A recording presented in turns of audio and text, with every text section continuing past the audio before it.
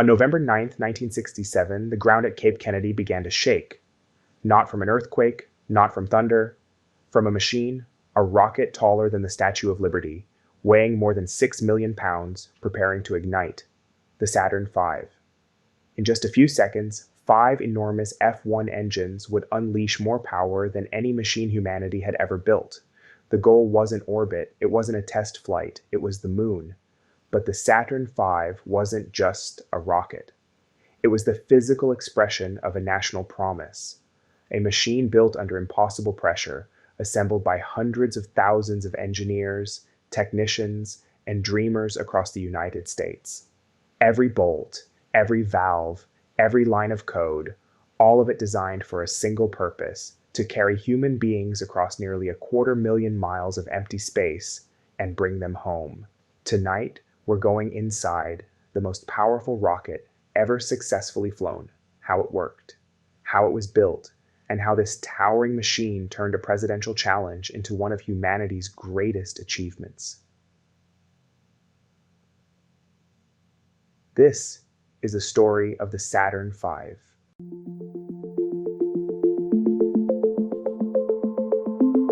Welcome to Orbital Briefing, the podcast where we explore the missions, the people, and the science that built humanity's journey into space.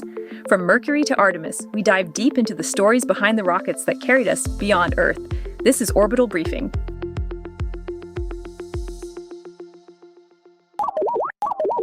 Mission Control. Mission Control Message.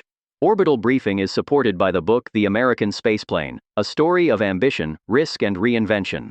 The space shuttle was designed to make spaceflight routine. Instead, it reshaped America's relationship with space. This book explores the full story of the shuttle program, from the political decisions that shaped its design, to the engineers and astronauts who brought the vehicle to life, and the triumphs and tragedies that defined an era of exploration. The American Spaceplane is available now on Amazon in hardcover, paperback, and ebook. Mission Control out. In May of 1961, the United States found itself trailing badly in the space race. The Soviet Union had already launched the first artificial satellite, Sputnik, and just weeks earlier had sent Yuri Gagarin into orbit, making him the first human to travel into space. The technological gap felt real, and the political stakes were enormous. Space had become the newest frontier of the Cold War. Just 20 days after Gagarin's flight, President John F. Kennedy stood before a joint session of Congress and made a bold proposal. The United States, he said, should commit itself to landing a man on the moon and returning him safely to Earth before the end of the decade. It was an audacious goal. At the time Kennedy made the announcement, the United States had only completed a single human spaceflight, Alan Shepard's brief 15-minute suborbital hop aboard Freedom 7. NASA had no spacecraft capable of reaching the moon, no rockets powerful enough to send humans there, no experience operating beyond low Earth orbit. Everything needed to be invented. Over the next several years, the United States began building the technological ladder that would make a lunar mission possible. The Mercury program proved that humans could survive and work in space. Gemini taught astronauts how to maneuver spacecraft, rendezvous and dock in orbit, and conduct spacewalks. Each mission expanded NASA's capabilities step by step. But even as those programs advanced, one challenge loomed larger than all the others. To reach the moon, NASA would need a launch vehicle far more powerful than anything ever built. A rocket capable of lifting an entire lunar spacecraft out of Earth's gravity well and sending it on a 3-day journey through deep space. Designing that rocket would become one of the greatest engineering challenges of the 20th century. Its name would be Saturn V. To reach the moon, NASA needed a rocket unlike anything the world had ever seen. The Saturn V would stand 363 feet tall, roughly the height of a 36-story building. Fully fueled, it weighed nearly 6.5 million pounds. At launch, it would generate more thrust than any machine in human history.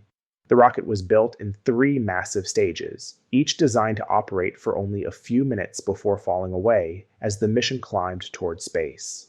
The first stage, known as the SIC, was responsible for lifting the enormous vehicle off the launch pad and pushing it through the thickest part of Earth's atmosphere. At its base were 5 F-1 engines, each burning a mixture of refined kerosene and liquid oxygen. When those engines ignited together, they produced about 7.5 million pounds of thrust. The power was almost difficult to comprehend. At full thrust, the Saturn V consumed fuel at a rate of roughly 13 tons every second. The exhaust plume alone was hot enough to melt steel and bright enough to turn night into day for miles around the launch site.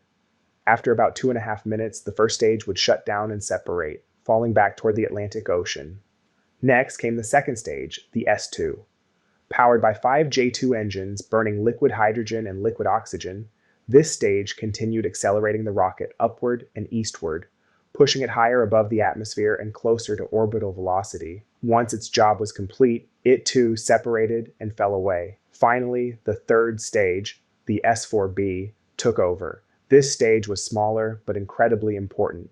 Its first burn would place the spacecraft into Earth orbit. Then, after a short coast period while systems were checked and the spacecraft prepared for the journey ahead, the engine would ignite again. This second burn had a special name: translunar injection. In just a few minutes, the Saturn V's third stage would accelerate the Apollo spacecraft to more than 25,000 miles per hour, fast enough to break free from Earth's gravity and begin the long voyage to the moon. From ignition to orbit, the entire launch sequence lasted only about 12 minutes.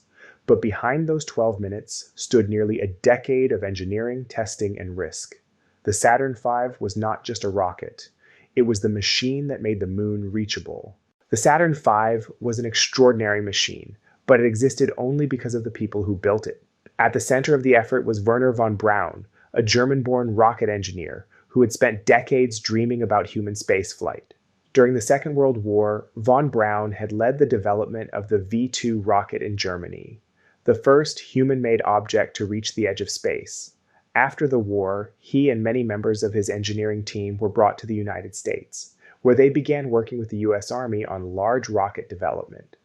When NASA was created in 1958, von Braun's team eventually became part of the new civilian space agency. At NASA's Marshall Space Flight Center in Huntsville, Alabama, von Braun and his engineers were tasked with designing the enormous rocket that would carry astronauts to the moon. But the Saturn V was far too large for any single team to build alone. Across the United States, hundreds of thousands of people became part of the Apollo program: engineers, machinists, mathematicians, welders, computer programmers, technicians, and factory workers, all contributing to a machine that, when assembled, would be larger and more powerful than anything humanity had ever attempted. The first stage of the rocket was built by Boeing at the Michoud Assembly Facility near New Orleans. The second stage was constructed by North American Aviation in California. The third stage came from Douglas Aircraft Company. The massive F-1 engines that powered the first stage were built by Rocketdyne, each one the size of a small house and capable of generating more thrust than the entire first generation of American rockets combined. Even transporting the rocket required new inventions. Entire stages were carried by barge across the Gulf of Mexico and up rivers to reach testing facilities and launch sites. Eventually, the completed Saturn V would be assembled inside the enormous vehicle assembly building at Kennedy Space Center, stacked vertically before rolling out to the launch pad atop a giant crawler transporter. At its peak, the Apollo program employed more than 400,000 people.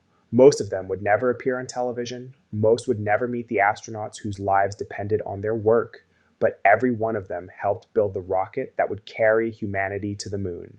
The Saturn V did not reach the moon overnight. Before it could carry astronauts, the rocket itself had to prove that it worked. The first test came in November of 1967 with a mission called Apollo 4.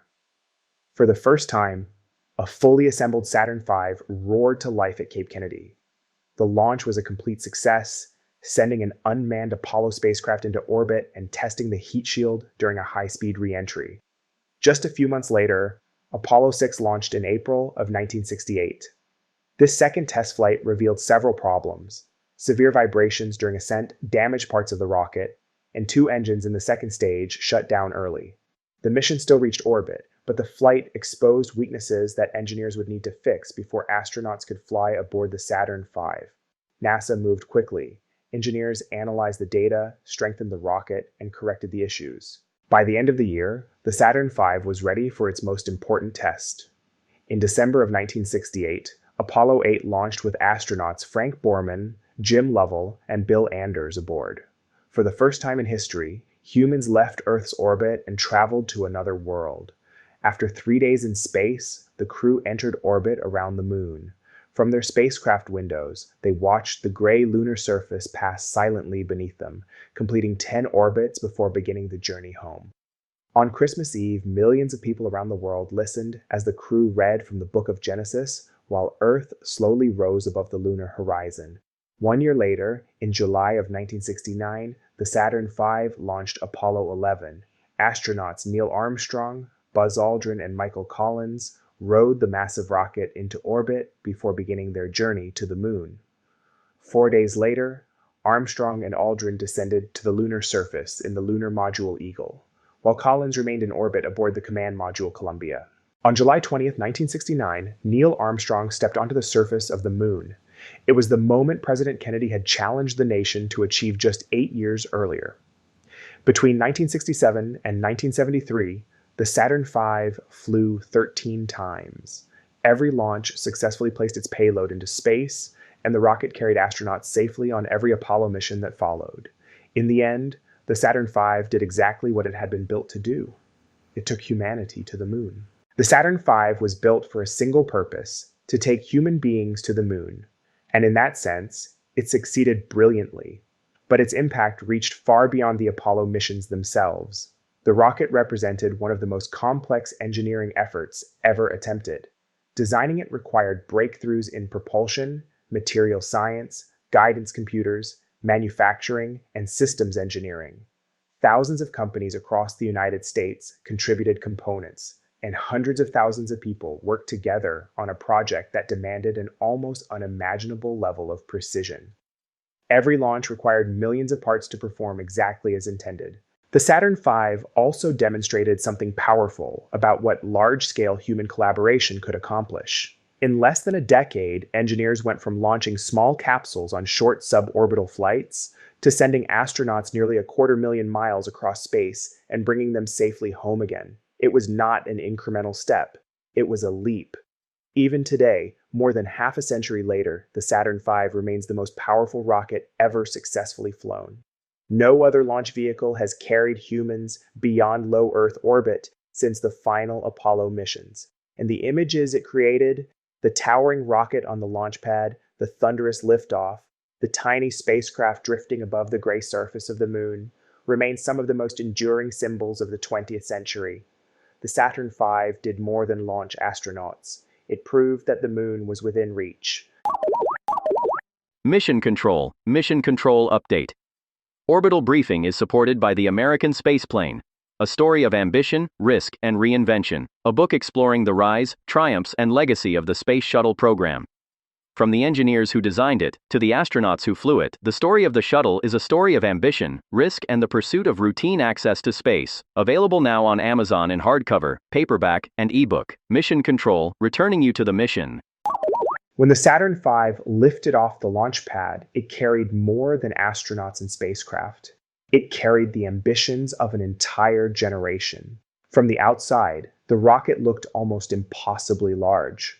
A towering column of white metal and black roll patterns rising above the Florida coastline. But inside that machine was a careful balance of physics, engineering, and human determination.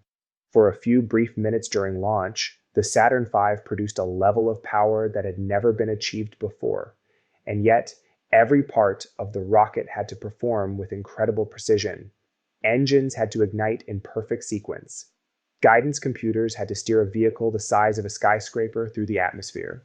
Stage separations had to occur at exactly the right moment. When it worked, the result was something extraordinary. In just 12 minutes, the Saturn V could carry astronauts from the surface of Earth into orbit. A short time later, another ignition would send them accelerating toward the moon. The rocket itself never reached the lunar surface. Each stage completed its task and then fell away, leaving the Apollo spacecraft to continue the journey alone. But without the Saturn V, that journey would never have been possible. It was the machine that opened the road to the moon, and for a brief moment in history it proved that humanity could travel there. In the end, the Saturn V did exactly what it had been built to do. It carried astronauts beyond Earth, sent them across the vast distance to the Moon, and helped fulfill a promise made to the world in the early years of the space race. Between 1967 and 1973, the rocket launched 13 times. It carried every Apollo crew that traveled to the Moon, along with the Skylab space station that followed in the program's final chapter. Each mission added another piece to the story of human exploration beyond our planet. Today, the Saturn V no longer flies, but several of these enormous rockets still exist, carefully preserved in museums across the United States. Standing beneath one is a humbling experience. The scale alone is enough to remind visitors just how bold the Apollo program truly was. This was not a small experiment. It was a national effort to reach another world. The Saturn V remains one of the most powerful machines ever built, not just because of the thrust it produced, but because of what it allowed humanity to achieve. A rocket designed not merely to reach space, but to reach the Moon. Thank you for joining me for this episode of Orbital Briefing. I'm Ron Walker, and this has been a production of Retrojet Studios. New episodes drop every other Thursday. If you enjoyed today's mission, please remember to follow the show and leave a review. It helps more space enthusiasts discover the podcast. And next time, we'll turn our attention from rockets to one of the most influential figures behind the astronauts themselves.